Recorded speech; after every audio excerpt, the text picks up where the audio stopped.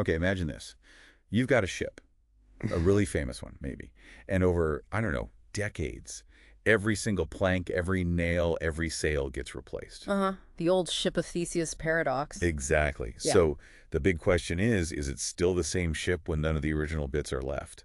It's a classic philosophical puzzle, yeah. Well, today we're diving into an article by Stephen Pinkwart, who takes that ancient idea and applies it much closer to home, to us. To ourselves, how does that work? He basically asks, if our bodies are constantly regenerating, cells dying and being replaced, Yeah. are we the same person day after day, year after year? Oh, wow, okay. Yeah. And it's not just physical. What if our thoughts, our beliefs, our whole lives change dramatically? Are we still fundamentally S or just the latest model? It's a really profound question to start with. So this article by Pinkwart explores this. It does. He uses his own experiences, his own journey of change to explore this feeling of being the same person despite massive shifts, both inside and out. It's quite personal. Interesting. So he feels like the same ship even after all the planks have been swapped out. Sort of.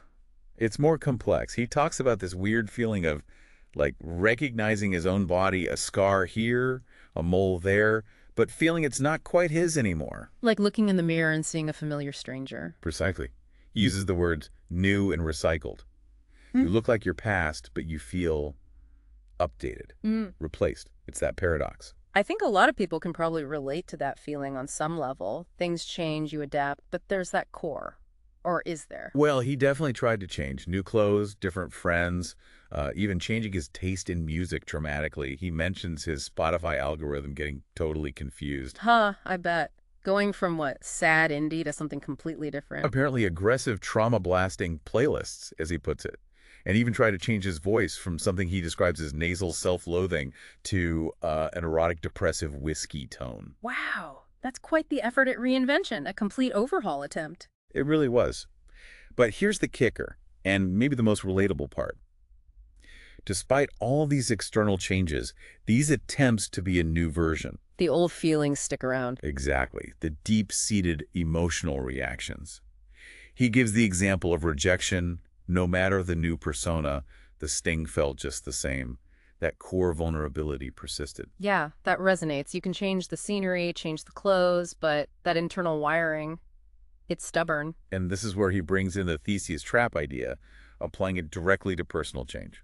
Okay, so how does he define that trap in this context? He says you can change literally everything about yourself, your style, your job, your social circle, even your voice, apparently, Sure. but those really ingrained patterns, especially patterns of pain or hurt. They just adapt. They find a new way to show up. That's it. They just reappear in a new guise. Yeah. He uses this brilliant phrase, pain and Gucci. Pain and Gucci, I like that. So the suffering gets a makeover, but it's still suffering. Yeah. It might look fancier on the outside, maybe it expresses itself differently, but the fundamental ache is still there. It hasn't actually been healed or resolved. That's kind of sobering, isn't it? The idea that reinvention might just be repackaging. It is. And he takes this further with another analogy, thinking of himself as constantly updated software, like version 9.34. Version 9.34, with bug fixes, I assume. Oh, yeah. Bug fixes, an emotional firewall he tries to build, even a backup hard drive of memes for emergencies. A meme hard drive. That's very current. But Yeah. the implication is that these updates are often defensive, right? Trying to patch over vulnerabilities. Definitely. He frames many of these updates as attempts to escape the past, to escape old hurts, maybe the memory of relationships or failures. So each new version is kind of an escape pod from the last one's wreckage. Something like that. But then there's this really poignant part where he realizes that even within this supposedly new, improved version of himself, the ghosts of the past are still present. Else. He describes feeling the absence of lost connections, like lost loved ones, even in moments of new intimacy, like kissing someone new, but still feeling the shadow of someone else. Oof. Yeah. That suggests the updates don't fully overgrate the old data. The core memories, the core wounds, they linger. They absolutely do. Which leads to his point about transformation often being less about growth and more about, well, running away. An escape attempt from memory, from your former self, maybe from the very vulnerability that allows for connection, but also opens you up to rejection. Yes. It's a powerful, if slightly bleak, perspective on self-improvement sometimes. And he makes a crucial distinction then, doesn't he, between just showing your pain differently versus actually healing it. He does. That's a really key point. You can style your pain, perform your resilience, look like you've moved on. While internally you're still stuck in the same loop. It's the performance of healing versus the reality. Right. Appearing healed versus being healed. There's often a huge gap there, especially, in how we present ourselves to the world. That feels very relevant today with social media and the pressure to always seem okay, or at least poetically damaged, but coping. Totally.